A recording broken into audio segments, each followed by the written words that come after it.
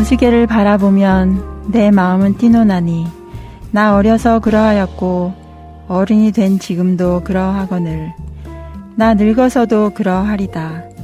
아니면 이제라도 나의 목숨을 거두어 가소서. 어린이는 어른의 아버지 바라노니 내 생의 하루하루를 천성의 경건한 마음으로 살아가게 하소서. 윌리엄 워즈워드.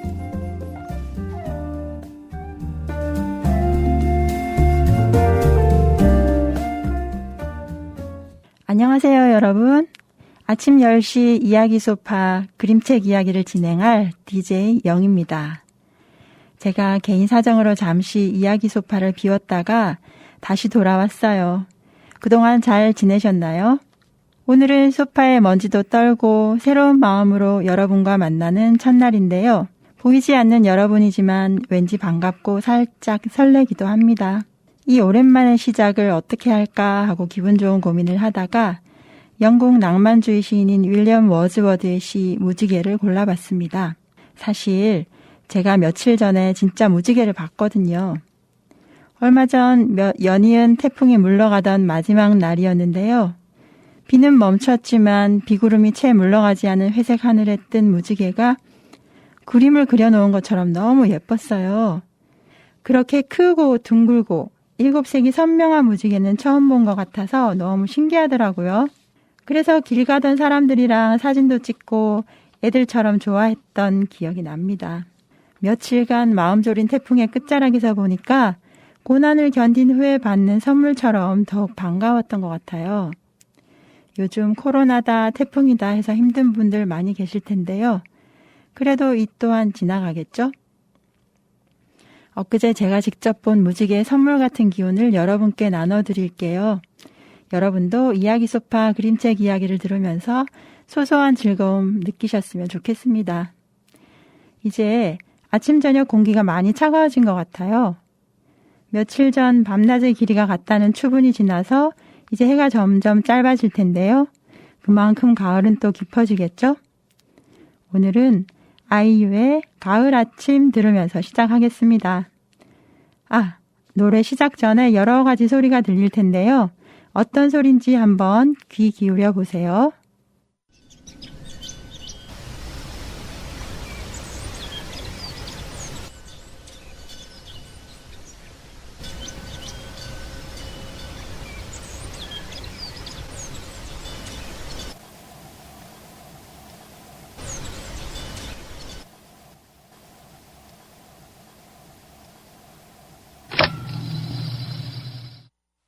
이른 아침 작은 새들 노랫소리 들려오면 언제나 그랬듯 아쉽게 잠을 깬다. 창문 하나 햇살 가득 눈부시게 비춰오고 서늘한 냉기에 재채기 할까 말까 눈 비비며 빼꼼히 창밖을 내다보니 335 아이들은 제잘되며 학교 가고 산책 갔다 오시는 아버지의 양손에는 효과를 알 수 없는 약수가 하나 가득 딸각딸각 아침 짓는 어머니의 분주함과 엉금엉금 냉수 찾는 그 아들의 게으름이 상큼하고 깨끗한 아침의 향기와 구수하게 밥듬드는 냄새가 어우러진 가을 아침 내겐 정말 커다란 기쁨이야. 가을 아침 내겐 정말 커다란 행복이야. 응성만 부렸던 내겐 파란 하늘 바라보며 커다란 숨을 쉬니 드높은 하늘처럼 내 마음 편해지네. 텅 빈 하늘 언제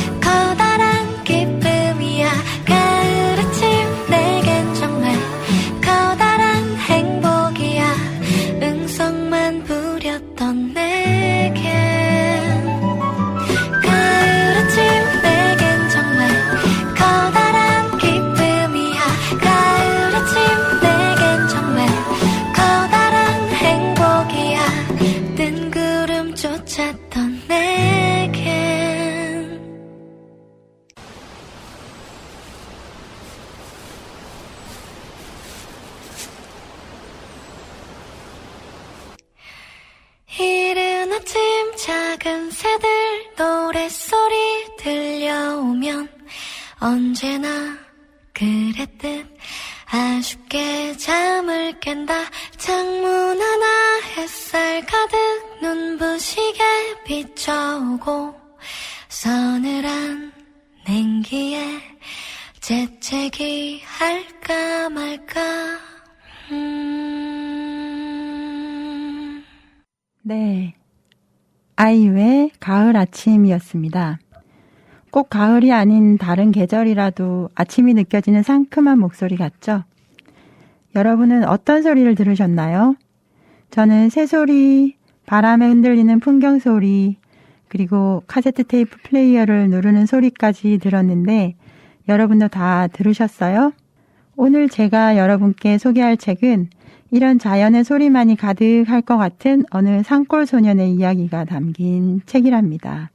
요즘 사회적 거리두기로 인해 학교에 못 가는 아이들과 집에서 씨름하는 분들 많으시죠? 제가 아는 은숙 씨도 두 사춘기 아이들과 열심히 씨름 중이신데요. 오늘은 그 은숙 씨와 은숙 씨 같은 분들에게 소개하고 싶은 책을 골라봤습니다. 제목은 꿈을 나르는 책 아주머니고요. 헤더 헨슨이 짓고 데이비드 스몰이 그림을 그렸고 김경미 님이 옮긴 책인데요. 2012년에 비룡소 출판사에서 펴낸 책입니다. 이 책은 칼이라는 이름의 소년이 자신의 이야기를 담담히 말하는 책이라 한번 같이 조금씩 읽어보려고 해요. 같이 한번 칼의 이야기를 들어볼까요?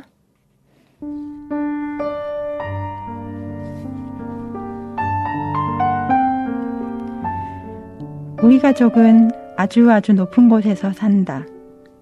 너무 높은 곳이라서 하늘을 나는 매와 나무 사이에 숨어있는 동물들 말고는 살아있는 걸 거의 볼 수가 없다. 내 이름은 칼이다. 난 마지도 막내도 아니지만 남자아이 중에서는 첫째다. 난 아빠를 도와 쟁기질을 하고 길 잃은 양을 데려올 줄도 안다. 저녁이 되면 소를 집으로 몰고 온다. 별로 어렵지 않은 일이다. 집에 오면 누나 라크가 책 속에 코를 쳐박고 있다. 엄마가 괜찮다고 하면 아침부터 저녁까지 그러고 있을 것이다. 아빠는 라크를 세상에서 가장 책을 좋아하는 아이라고 부른다. 난 아니다. 난 꿈쩍도 하지 않고 앉아서 책 나부랭이나 보는 것엔 관심이 없다. 집 울타리를 손보는데 또각거리는 말발굽 소리가 들린다. 말 탄 사람은 남자가 아니라 여자다. 우리는 그 낯선 아주머니를 친절하게 맞이한다. 그리고 안장에 달려있던 가방을 탁자에 내려놓고 무언가를 꺼낸다. 라크의 두 눈은 황금이라도 본 것처럼 반짝이고 어쩔 줄 몰라 하며 그쪽으로 두 손을 뻗는다. 물론 아주머니가 가져온 건 보물이 아니다. 한낱 책일 뿐이다. 믿어지는가? 산기슭을 따라 애써 짊어지고 온 것이 책이라니. 만약 아주머니가 떠돌이 댐장이처럼 잡동사니를 팔러 온 거라면 쓸데없는 짓이다. 우리는 돈이 없으니까. 누구나 아는 사실이지만 우리에겐 동전 한 푼도 없다. 그러니 책 따위를 살 수 없는 건 당연하다. 그런데 놀랍게도 아주머니는 채소 한 소쿠리도 받지 않는다. 이 책들은 모두 공기처럼 공짜란다. 게다가 앞으로도 2주에 한 번씩 이 책들을 다른 책과 바꿔주기 위해 온다고 한다. 난 책 아주머니가 뭘 가져오건 관심이 없다. 책 아주머니는 비가 오거나 안개가 끼거나 눈보라가 치는 날에도 어김없이 온다. 난 책 아주머니의 말이 엄청 용감하다고 생각한다. 네, 여기까지 읽어봤는데요. 칼의 가족은 라크라는 누나와 3명의 동생, 엄마 뱃속에 있는 동생까지 모두 6명의 형제와 함께 깊은 산속에서 살고 있어요. 학교가 멀어 못 가는 대신 2주일에 한 번씩 낯선 아주머니가 책을 갖다 줍니다. 이 책이 누나인 라크에게는 황금같이 반갑지만 칼에게는 책 나부랭이에 지나지 않는데요. 칼은 그렇게 누가 그런 책 따위를 갖다 주든 말든 관심이 없다면서도 아주머니의 말은 엄청 용감하다는 생각을 하네요. 그래도 깊은 산속까지 꼬박꼬박 책을 갖다 주는 수고로움에 고마움을 알고 있긴 한 것 같아요. 우리도 갑자기 사회적 거리두기로 인해 이렇게 고립된 생활을 강제로 하게 되면서 여러 아이들을 집에서 돌봐야 하는 상황이 되었잖아요. 이 책의 칼의 가족과 완전히 똑같지는 않지만 조금 비슷한 부분이 있기도 합니다. 칼과 라크를 보면 서로 시크한 표정으로 각자의 할 일에만 몰두하고 있고요. 책 아주머니를 바라보는 칼의 눈빛은 아주 날카롭게 불만을 잔뜩 표현하고 있는데요. 아마 사춘기 즈음의 나이 같아 보이기도 해요. 자, 이런 칼에게 어떤 변화가 일어날지 노래 한 곡 듣고 와서 같이 한번 볼게요. 최근에 나온 노래죠. 코로나 시국을 위로하기 위해 만든 이적의 당연한 것들 같이 들을게요. 그때는 알지 못했죠. 우리가 무얼 누리는지. 거리를 걷고 친구를 만나고 손을 잡고 껴안아주던 것, 우리에게 너무 당연한 것들. 처음엔 쉽게 여겼죠. 금세 또 지나갈 거라고. 봄이 오고 하늘 빛나고 꽃이 피고 바람 살랑이면은 우린 다시 돌아갈 수 있다고. 우리가 살아왔던 평범한 나날들이 다 얼마나 소중한지 알아버렸죠. 당연히 끌어안고 당연히 사랑하던 날 다시 돌아올 때까지 우리 힘껏 웃어요. 잊지는 않았잖아요. 간절히 기다리잖아요. 서로 믿고 함께 나누고 마주보며 같이 노래를 하던 우리에게 너무 당연한 것들. 우리가 살아왔던 평범한 나날들이 다 얼마나 소중한지 알아버렸죠. 당연히 끌어안고 당연히 사랑하던 날 다시 돌아올 거예요. 우리 힘껏 웃어요.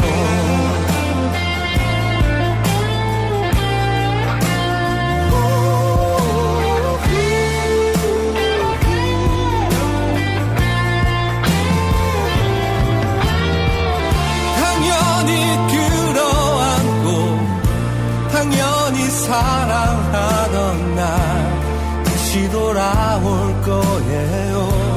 우리 힘껏 웃어요.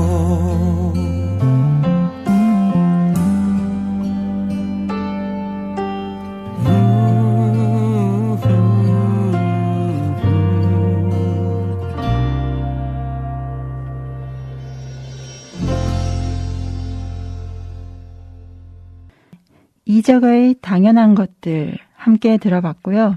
이 노래처럼 당연했던 것들이 그리워지는 요즘인데요. 그래도 우리는 이 시간을 이겨나갈 지혜가 분명히 우리에게 있고 꼭 찾아낼 거라고 생각이 합니다. 이제 칼의 집으로 돌아가 볼까요?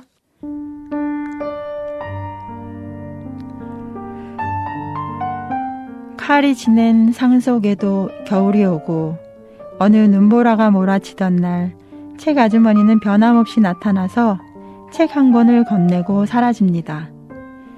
이 광경을 보고 칼은 생각에 잠기게 됩니다.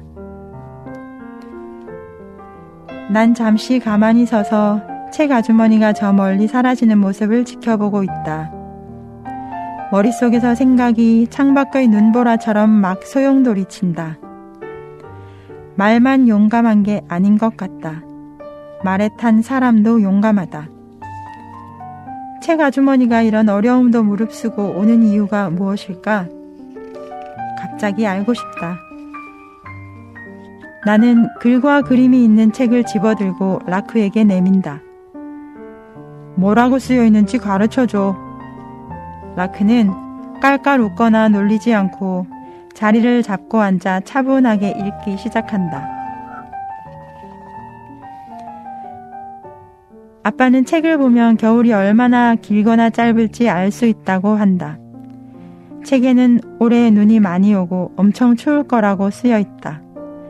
그래서 우리는 거의 매일 신발 속에 꽉 낀 발가락처럼 집안에만 갇혀 지낸다. 괜찮다. 좀 답답하긴 하지만 어쩔 수 없는 일이다. 네, 칼에게 아주 큰 변화가 나타났죠. 라크에게 가서 이 책을 어떻게 읽는지 가르쳐 달라고 합니다. 그렇게 겨울이 지나고 봄이 온 후 다시 찾아온 책 아주머니에게 엄마는 선물 같은 소식을 전합니다. 책 읽는 아이가 한 명 늘었어요. 네, 칼이 드디어 글을 읽게 된 거죠. 그리고 책 아주머니에게 책을 읽어주는 아주 귀한 선물을 하게 된답니다. 이렇게 놀라운 기적은 어떻게 일어난 걸까요? 여러분도 혹시 눈치채셨나요? 저는 3가지 이유가 있었다는 생각이 드는데요. 이 책 속에는 책 아주머니의 정성이 가장 크게 드러나 보이지만 책벌레 누나 라크가 호기심을 자극한 이유도 커 보입니다. 도대체 뭐가 저렇게 재밌을까 하는 생각이 들지 않았을까요? 그리고 또 하나는 엄마의 무관심? 아마 이 그림책을 직접 보시면 아시겠지만 그림을 보면 그림 속에 보이는 동생만 3명, 엄마의 뱃속에 있는 아기까지 합치면 4명의 아기를 돌봐야 하는 엄마, 그리고 바깥일을 전담해야 할 것 같은 아빠. 이런 부모님은 칼의 책 읽기에 관심 가질 틈이 없었을 것 같아요. 그래서 이렇게 힌트를 얻자면 자신만의 일에 푹 빠지는 재미와 적당한 무관심, 그리고 지속적인 정성 가득한 자극, 이런 요인을 가지고 이 아이들과 힘겹게 씨름하는 은숙 씨 집콕 생활을 읽어보면 어떨까 하는 생각이 들었습니다. 이 책을 보면서요. 그리고 이 이야기는 사실 1930년대 미국에서 있었던 실화였답니다. 이 책 뒤에 나오는 설명을 잠깐 소개하자면요. 1930년대 미국의 애팔레치아 산맥 켄터키 지방에는 학교나 도서관이 없는 지역에 책을 보내주는 정책이 마련됐답니다. 그래서 사람이 직접 말이나 노새에 책을 싣고 2주에 한 번씩 고원지대 집 곳곳을 방문해서 책을 전해 주었대요. 이렇게 말을 타고 책을 나르는 사서들이라 불린 이 사람들은 비가 오나 눈이 오나 강기슭과 구불구불한 좁은 길을 지나서 책을 전했다고 합니다. 이분들이 바로 이 책에서 등장하는 칼과 라크에게 책을 전해준 책 아주머니들이랍니다. 이렇게 글을 읽게 된 칼은 이제 어떤 삶을 살게 될까요? 아마 자신이 좋아하는 새로운 것을 찾아서 라크처럼 종달새처럼 훨훨 날아가지 않을까요? 어쩌면 조금은 늦었을지도 모르지만요. 자, 이 책의 주인공 칼의 비상을 기원하면서 정동화의 노래 함께 들을게요. Fly Away.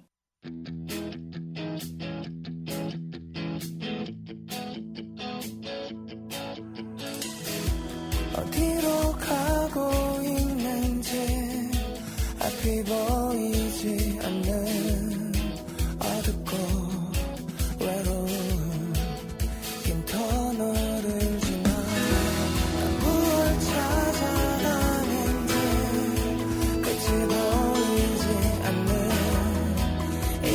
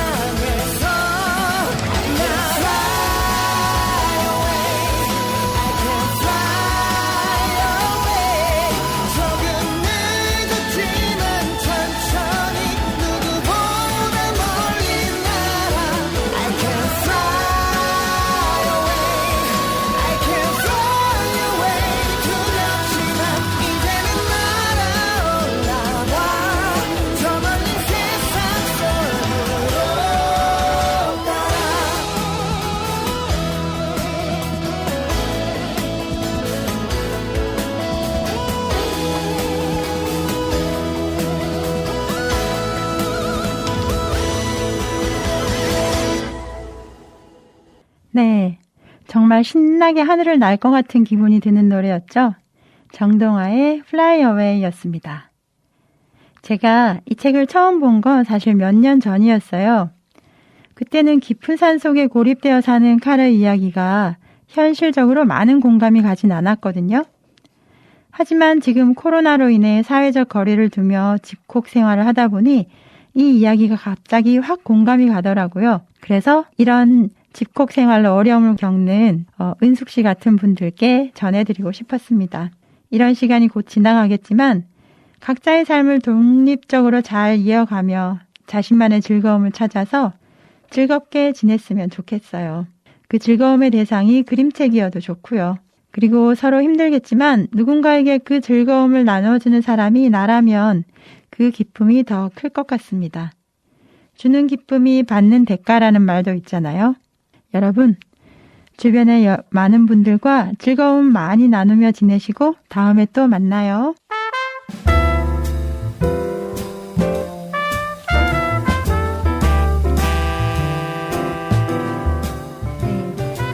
아침 10시 이야기 소파 그림책 이야기 여기까지입니다. 시작이 반, 오늘도 즐겁게 시작했으니 여러분도 즐겁게 들어주시고요. 다음 시간에 나머지 반 채워갈게요. 지금까지 작가와 진행영, 연출 은유, 제작에는 은행나루 마을방송국이었습니다.